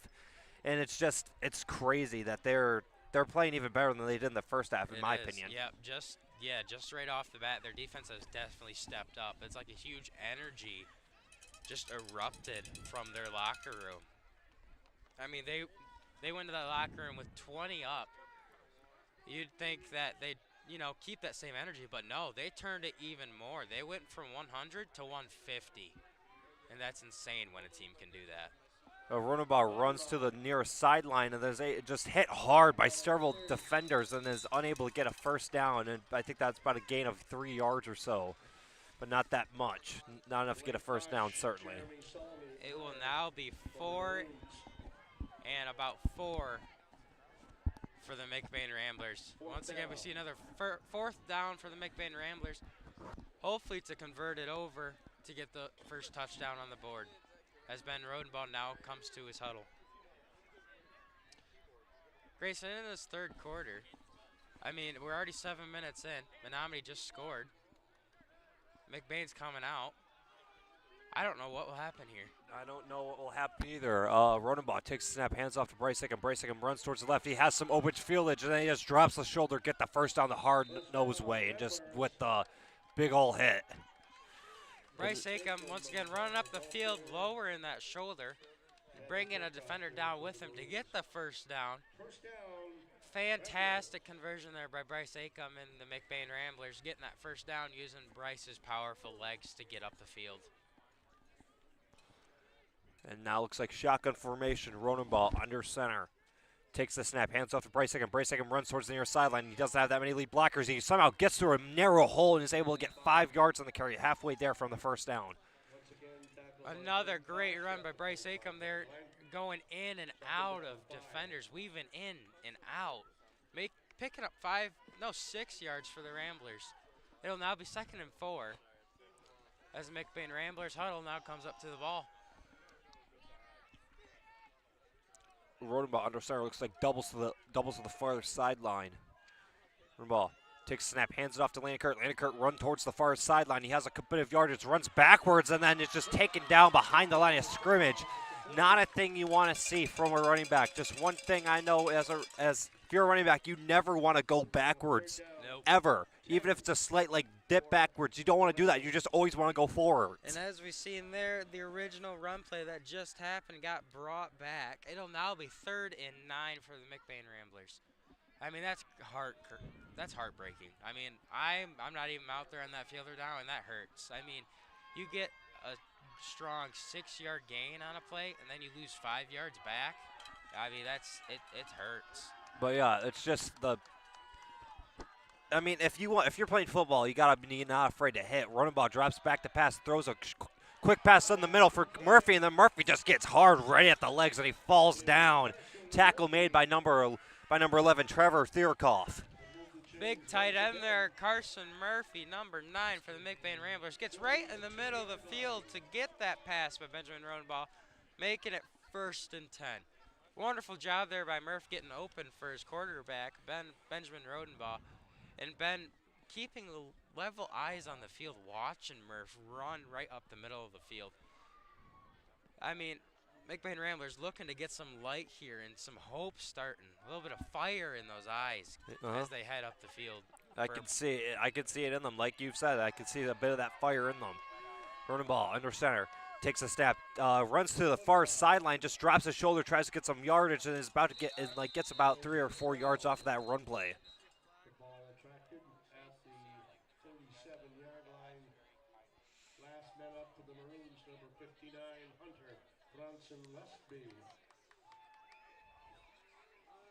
Second down. It'll now be 2nd and 6 for the Ramblers after that short run by Ben with some lead blockers. They're picking up those 4 yards. McBain Ramblers still having positive yardage here after that big upset going back after that run. Rodenbaugh takes the snap, hands off to the left for Bryce. Again, Bryce just drops the shoulder and tries to get some yardage, but then is unable to get a bit of yards. It'll be third and, I think he might have lost a yard on that, and it'll be third and 6 yards to go. Yep, 3rd and 6 on the 37-yard line for the McBain Ramblers. Bryce looking for a hole there, being created by one of his linemen, but unfortunately, with that lineman blocking one of the Maroons, 2 more just came in and swarmed him from both sides, and Bryce wasn't able to go anywhere. 3 minutes and 30 seconds left on the clock. Rodenbaugh under center. Takes the snap, looks the pass, looks to his right, and just fires it down the field for Murphy, and Murphy's able to pull it, almost was able to pull it in, but is unable to. Looks like it slipped from his fingers, and that'll be an incomplete pass, and it'll cause a 4th down. Carson Murphy, number 9, he's a big tight end, and he's an amazing tight end, I want to say. Shout out to Carson Murphy there in the McBain Ramblers. He can run when he needs to, and he has that strength to hold on to that ball, and he has the determination to get that ball. You hit him, he will still hold on to the ball. Unfortunately there, he did catch it, but started to lose it as he wasn't all the way on the ground. And getting hit by a couple of defenders, unfortunately, you will not always hang on to that ball. No, you will not. I mean, especially if there's a lot of them just swiping at your hands and swiping at your arms. It's hard to haul it in. Rodenbaugh under center. There will be, I think that will be a timeout. It'll be a delay of game on the McBain Ramblers. With the delay of game for the McBain Ramblers, that brings them back on this 4th down. It'll now be 4th and 11 for them. They'll be back deep, and they're a little bit deep behind the line of scrimmage, about 1 yard, which is not something you want to see. Nope, especially in 4th down. Yeah. And in the final minutes of the 3rd quarter, and you're down 26. McBain Ramblers still trying to keep that hope alive here, but Menominee's standing strong like that brick wall. And I mean, they are Maroons for a reason, as the brick wall is also the color maroon. They will not budge at all. No, they will not. Rodenbaugh under center, takes the snap, drops back to pass. He has a lot of rushers, about sacked. He's able to escape, runs down the field, fires a cross body for Murphy. Murphy just pushes forward, trying to get a bit of yardage, and he's still going. And there will be a flag on the play, though. Right there, that dedication by Murphy just was such a great effort by him. He caught the ball, and being strong as he literally, he saw him like throw out stiff arms, just kept on moving, trying to move his legs as much as he can. There was like 3 to 5 dudes on him. Coming back to Carson Murphy, strong, determination. He will pump them legs. He will move people. He is not afraid to get hit, and he is not afraid to move people. He's not afraid to pump them legs and move those chains, and that's exactly what just happened. On that 4th down, they converted that to a 1st down because Benjamin Rodenbaugh seen Carson Murphy, who was determined to be open and determined to catch that ball, and he successfully did just that. And they'll get a lot more yards off of that play, too. And I think that's a gain of like 10 or 15 yards as well. It is. Which is great to see. That puts the Ramblers down on Menominee's doorstep, as the McBain Ramblers are just a knocking for those 6 points here. On the McBain offense on the 17-yard line. Rodenbaugh under center, looks like shotgun formation. Rodenbaugh takes the snap, runs to his left. He has some lead blockers. He tries to hurdle some guys, and then he pushes forward, but then just met by a crowd of Maroons. And, I mean, he isn't brought down, but there's just so many that they have to stop it. And that'll be a gain of about 3 or 4 yards on that play. Benjamin Rodenbaugh, not afraid to run in those big groups of crowds, and that's exactly what we just seen there. Ben ran right into a herd of Maroons and gained those yards. And as they swarmed him, he didn't even get tackled. He didn't get brought down. He stood straight up as they all were on the ground. That is truly something by Benjamin Rodenbaugh there. It shows the determination by some of these McBain players who put their heart and soul into this game, and that's what football is all about. McBain might be running heavy right or heavy left. Rodenbaugh takes the snap, drops back to pass, throws it for Darius Panay-Perez, and is intercepted by number 9, Tanner Vanderlof. And he's able to bring it down the sidelines, and he's still going, and then he's eventually brought down by Logan Overman. Wow, that's just an amazing play right there by number 9. numbered by number 9. I think that was Tanner Vanderhoff. It was Tanner. Tanner once again in there for a strong run and an interception.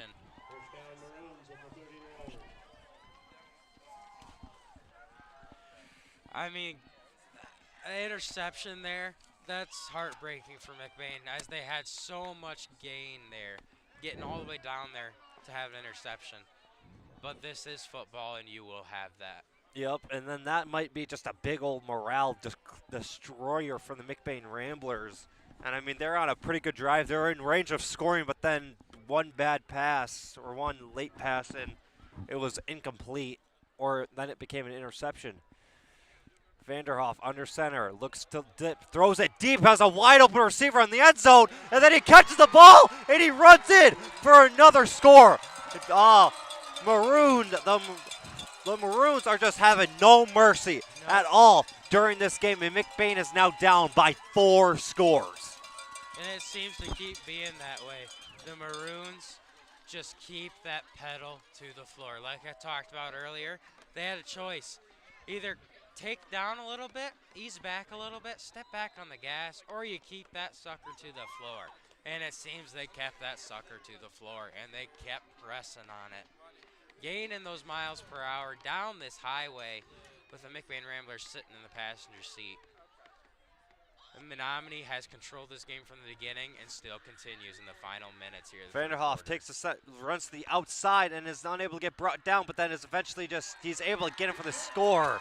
Able just to force his way in there for another 2-point conversion, and now McBain's down 34-0. And I mean, so far, this is it's been a one-sided affair, but I mean, who didn't see a dominant performance by the Maroons coming? Right. Really. Right. The Maroons have been absolutely crushing this season. They've scored, I think, from what last I seen, they scored above 30 points every game. Yeah, so far this season they've scored like a total of 389 points and have only allowed no wait they've scored 476 points and have only allowed 162 points in total. That number outweighs the other one by a lot. And then somehow they're still somehow fourth in their conference standing. Yeah. That's wow. Unfortunately, we lost our player sheet here to say off names for Menominee and the McBain Ramblers. They fell under the bleachers. Yes. But we will keep going here as Menominee kicks off. Currently, the stadium that we're in right now is 105 years old, which I didn't know that until now. And then there is a flag in the play. Some ref throwing it like 30 or 40 yards because he saw that from a mile away. But there will be a flag on the play. Back to what I was saying, I still find it fascinating. This was for some guy told us that this stadium that we're in right now, this is going to be the last ever game played in this exact stadium before it gets torn down. Yeah. And this stadium, I mean, sitting in these bleachers, you just think about the history behind it, the amount of people that might have sat here, the amount of games that got played here. I mean, through these bleachers, you can kind of feel the energy from those past games to now. Yeah. I mean, there's a reason why we get taught history in school, and this is a reason. There's tons of memories here. It's just fascinating too. I mean, this stadium's 105 years old, built in 1915. Back to way, runabout takes a snap, hands it off right to middle to Bryce Acom for a gain of about like 5 yards. But I mean, they've had this stadium since like they went to like 3 state championships, and it's just fascinating that it's still here and that it. Unfortunately, to some of the Menominee fans, it's going to be going. This is going to be the last time they ever see it. Yep. As the McBain Ramblers take over in their own territory at the 16-yard line, it'll now be 2nd and 7 for the McBain Ramblers after trying to run it up the gut, only gaining 3 yards on the play. The McBain Ramblers come back out to the ball to hopefully gain some more. And it will be offsides for, I think that might either be on McBain or Menominee. I believe it was on Menominee. I believe on the outside there, the guy on the outside there jumped over the line there pretty heavily. But it does look like McBain's also moving back, so it was on McBain. McBain did jump first. It'll now be 2nd and 12 for the McBain Ramblers. Rodenbaugh under center, takes the snap, hands off right up to the middle of Bryce Hickam. Bryce Hickam has a run that he's still going. He's still pumping them legs, and he's able to get, and there will be a fumble on the play, and that will be probably a turnover on down, but it does say that he was down before the ball came out. So far, this entire game, McBain has had a problem with not being able to hold onto the ball. And that's the one thing you want to make sure you do every game is ball security. You want to hold onto that ball every time. McBain, coming into this game, had to have struggled. I don't know what it is. Either it's the cold weather, or these guys just hit hard enough, or there's some underlining reason. But McBain has seemed to struggle to hold on to the ball this game, unfortunately. But now we are set up 1st and 10 at the 31-yard line. Rodenbaugh takes a snap, hands off to Landekert right there, and Landekert just drops his shoulder, and I think that's a loss of about 5 on the play. And we're not even done with the third quarter yet, and everybody is just feeling down right now. I'm even feeling down, even though I know I'm not supposed to be feeling down. I'm just feel the energy coming off of this McBain team, and it's not very high. Right. There seems to be a down feeling in the McBain Ramblers, as like they're under maintenance or something right now. That's the end of the third quarter. And as we come to the end of the third quarter, Maroons 34 and Ramblers 0. Yeah, just a very one-sided affair, and I mean it's sad. It's sad to see. McBain could still win the game. It's very unlikely, but they could still come back and possibly win the game. They could. It could be very possible. Yes, it could be. It is very possible. And as we enter the fourth quarter, though, this game, it's been a terrific game to watch, in my opinion. Yes. I mean, I haven't seen a game like this in a while. Both teams are playing their hardest and their best, and that's what it's all about. McBain coming from a small town over there in Michigan, coming all the way to Menominee here near Wisconsin. That's huge. That is huge for a small town to come this far and to play their hearts out. To me, there's so much courage and determination on some of these players' faces, and you can see the emotion in some of their faces. Football is not just a sport. Football is a family sport. Football is, well, those teammates on there, at each of these teams, they're your family. And you're there to care for one another and build each other up and score and win games and lose games together. Yep. And that's what football is all about. As McBain comes out here for 2nd and 12. That is exactly what football is about. Rodenbaugh takes the snap, runs to the nearest sideline before he's getting brought down behind the line of scrimmage by, I think that's number 3, Landon Bardowski. McBain Ramblers looking for some wiggle room there on the run play. Unfortunately, it does come back on them a little bit. It'll now be a loss of a yard, making it 3rd and 13 on their own 28-yard line. As number 44, Bryce Hickam, comes right back out there to McBain's offense. Let's see what they have in mind here next. What do you think's going to happen here, Grayson? Well, probably, judging by the type of formation that they're running, they're probably going to do another run to the outside for Bryce Hickam, or they might do another flea flicker, but I'm pretty sure it's going to be a run to the outside. Rodenbaugh takes the snap, runs to the outside. It's a flea flicker. Caleb Miller gets the ball, but he's brought down behind the line of scrimmage, but there will be a flag on the play. There will be a flag on the play. Now, hopefully this is able to benefit the McBain Ramblers, but if not, then you just got to deal with it and just move on.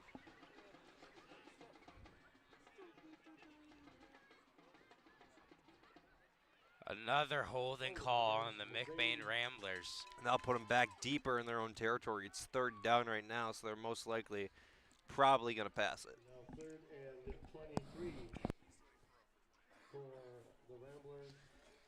The ball will be on the 22-yard line. Unfortunately, when you have those holding calls, it can be a setback for you and your team. It can be mentally draining once you get so many. But what matters now is you have to bounce back from that. You have to shake off that flag, and you got to make it. 3rd and 20 for the McBain Ramblers. Let's see what we can do here. A runabout drops back to pass, looking for a open receiver, has to scramble out, does a little pass to Caleb. Caleb Miller just took a shot, but he will get a first down on the play.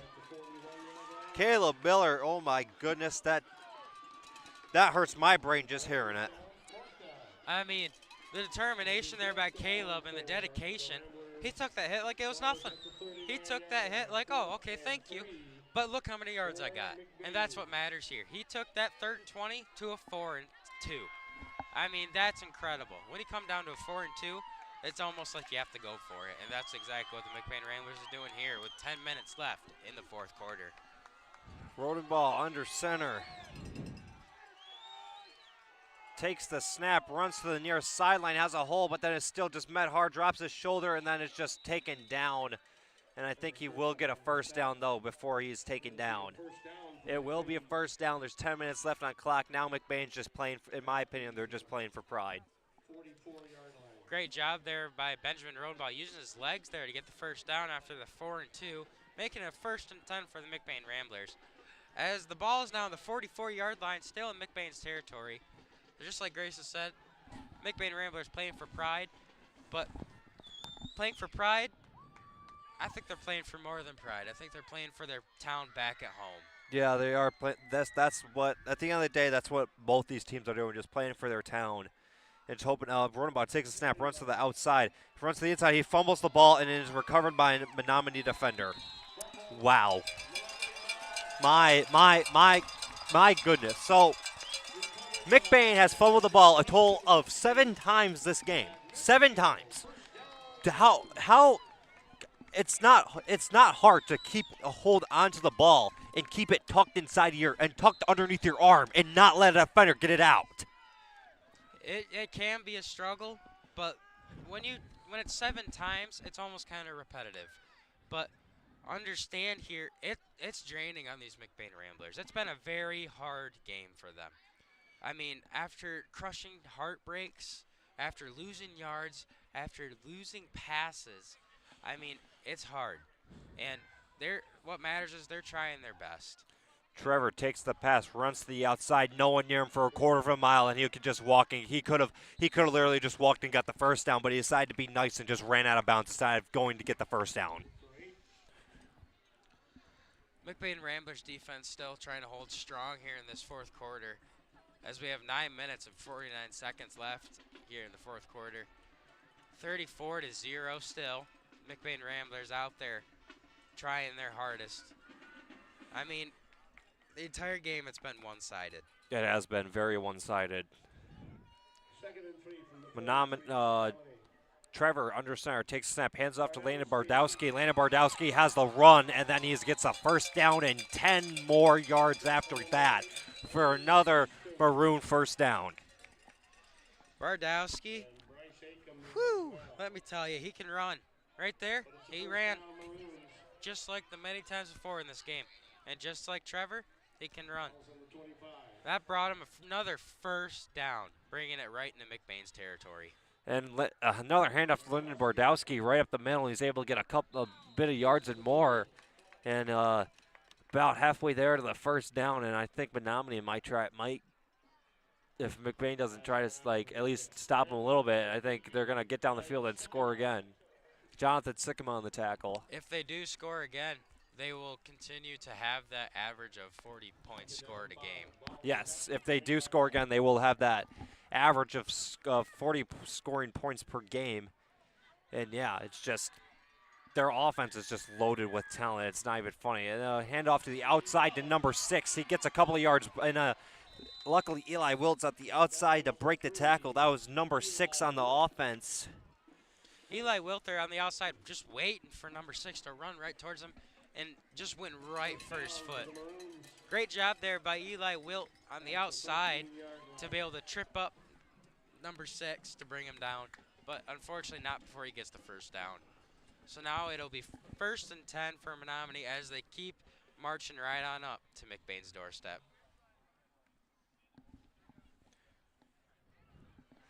Trevor throws to the outside, and then they will score again.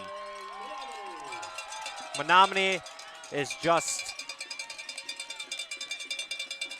grabbing the stake. So what I see is that they're just grabbing the stake. They pounded it a couple of times. All right, he's probably gone. Oh, wait, no, and then they're just keep on pounding it back inside of there, and they're just relentless. Menominee just does not care. I haven't seen them take out a single one of their starters yet because they just want to make sure that they grab the hope of the other team, crush it down to a ball, melt it down, and then finally just eradicate it entirely. I agree with that statement 100%. Oh, they got a big boy in the backfield, number 52. Travis takes the ball. Number 52 takes the ball. He runs right up the middle, but then he's unable to get a bit of yardage, and they'll be unable to do that. Right there, that play right there, if I was a McBain player, would make me the most frustrated of all time when you get a dude in your backfield that doesn't even play running back and try to hand him off the ball to score a touchdown. That infuriates me for the McBain Ramblers. Yep, I would agree. Having a guy come out there like that to try and score a 2-point conversion for your team, I mean, props to him. He's living a lineman's dream right there. Getting to the end zone for some points. I mean, that's every lineman's dream right there. Yes. But when you look at the McBain side of it, it can be a little bit frustrating, and it can hurt, truly, because it just shows that, I don't know, I guess it's kind of like a taunting for some people, but not all. I don't know, that could be taken many different ways. That could be very controversial, I suppose. Yes. But in the backfield, we have Landon Kurt to receive for McBain, along with number 8, Blaine Houston, and number 1, Darius Pena Perez. Back there to receive. To kick off for Menominee is going to be number 15. Again, we lost the roster sheet, and we do not have the names. The kick is off. It is a deep kick. And it is a little bit of fumble that then recovered by Landon Kurt. Landon Kurt fumbles it, but then he's just hit hard and taken down at about the 15-yard line. The kick went right between number 20, McBain's legs. I believe that was Landon Keller. Went right between his. Blaine Houston tried to pick it up. Did not. And then Landon Kurt was left. He tried picking it up, but didn't pick up until he had defenders 5 yards away from him. And as soon as he brought that ball up to his chest, he had a defender right on him. And he had to hold on to that ball, and he did it very successfully in holding on to that ball. McBain has 7 minutes. Oh, yeah, I interrupted you. You keep on going. You're okay. But you end up, McBain is now on the 13-yard line with 1st and 10. Rolling ball under center, takes a snap, hands off right to the middle to Blaine Houston. Blaine Houston just is able to break the tackle. Buckley and Bronco, then he's just able to get brought down behind the backfield by a couple of defenders. Just like I've said in past broadcasting, the Buck and Bronco at it again. Able to move around like a Bronco.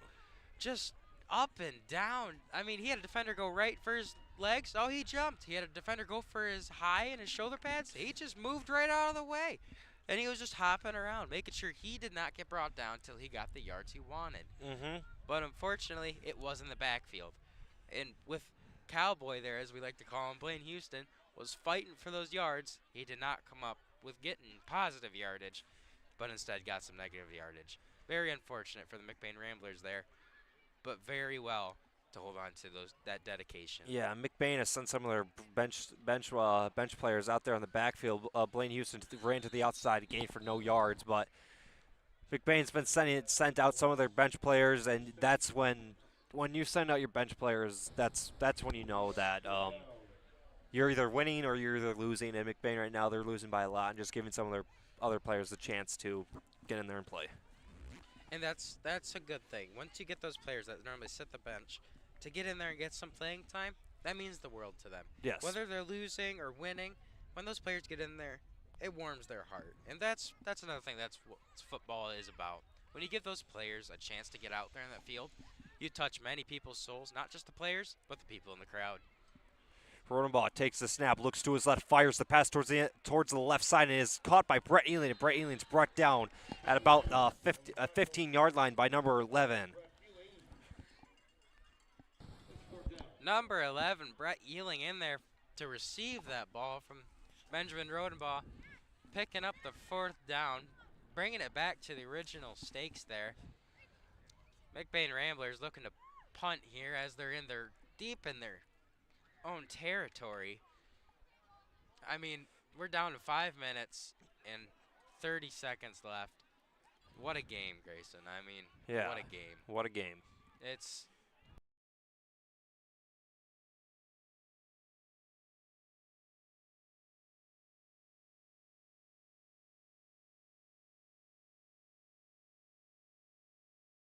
for a loss, and that'll be turnover on down for the McBain Ramblers. It'll now be 4th and 9 with Menominee taking over on turnover on downs deep in McBain's territory. I mean, yeah, but I think it was a timeout call, but I think Menominee is just going to keep on going for 2 points because they're just being ruthless right now. So, yeah. And whoever wins this game will move on to go play, I believe, let me check real quick, the winner of the, I think it might be Westphalia game, or the,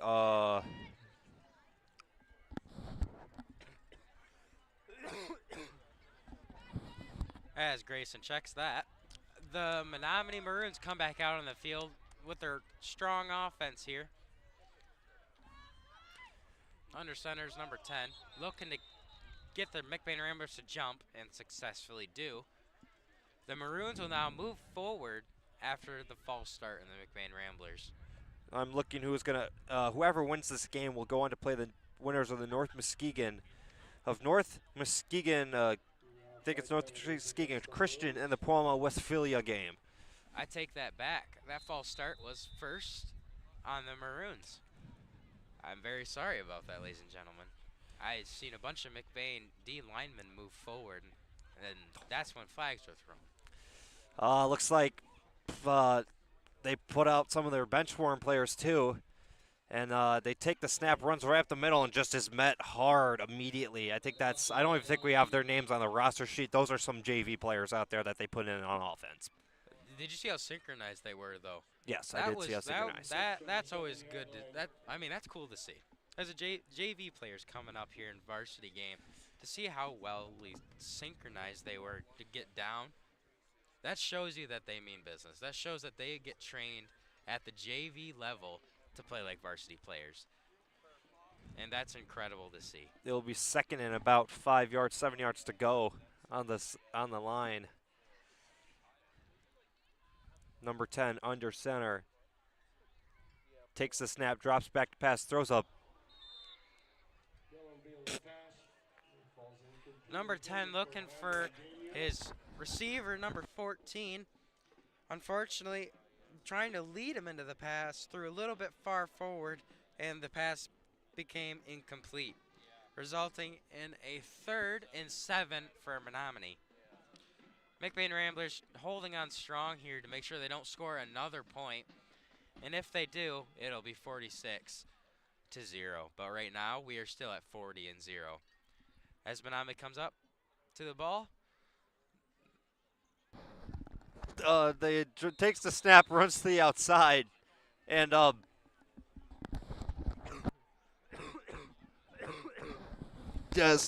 yeah, I mean, there's a false start on the play. Yeah. Seems to be a little bit of struggle here at the end between the Menominee Maroons and McBain Ramblers, as there's been a couple false starts here now. Yes, right there on has McBain's been. doorstep. Yeah, and it's still just 3rd down to let you know. It's 3rd and 4 to be exact, with 1:25 left to go in the 4th quarter. I don't know. Number 12 under center, I guess. Takes the snap, runs to the outside, looks to have some yards, stiff arms a guy, and is able to get closer to the end zone. With the stiff arm, that gives him some run room, but unfortunately not before he was met by number 8, Blaine Houston, to bring him out of bounds there. Yeah, Blaine Houston right there is able just to prevent him from getting any amount of major yardage. It'll now be 4th and 1 for Menominee here to try and get this touchdown. McBain Ramblers holding strong here on the end, trying to make sure they don't get this other 6 points. I mean, this is tense. We may be down by 40 points, but whenever Menominee seems to get close to score, I grit my teeth. I really, really hope McBain Ramblers come out strong every time. And Menominee here, they've been really good at scoring. They've been really powerful in their drives, and it just proves every time. I think that what they're going to do is just let the clock drain a little bit.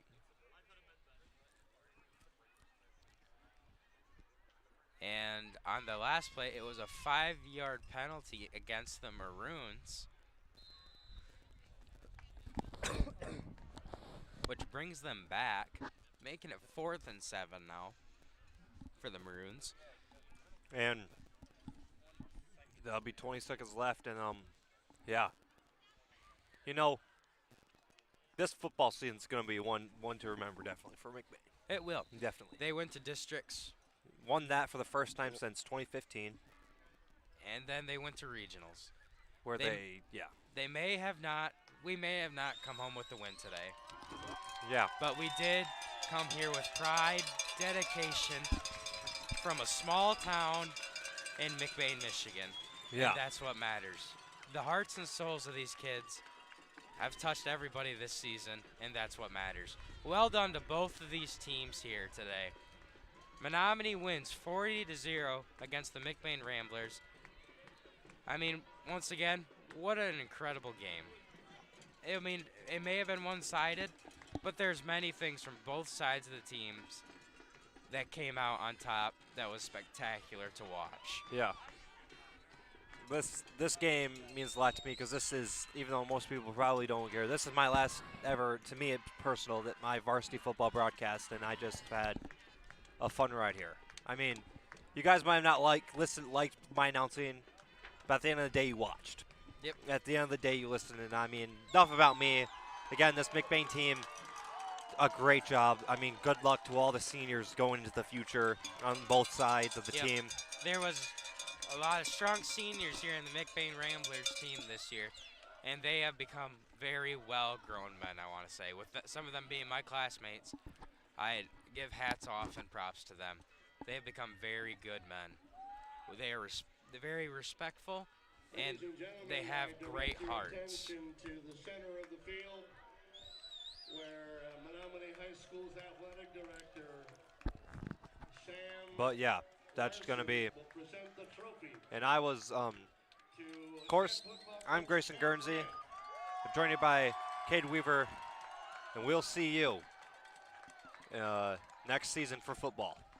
Signing off for one last time, Grayson Guernsey. Have a great night, everybody. Thank you for listening in, and thank you to our sponsors, Shepherd's Insurance Agency.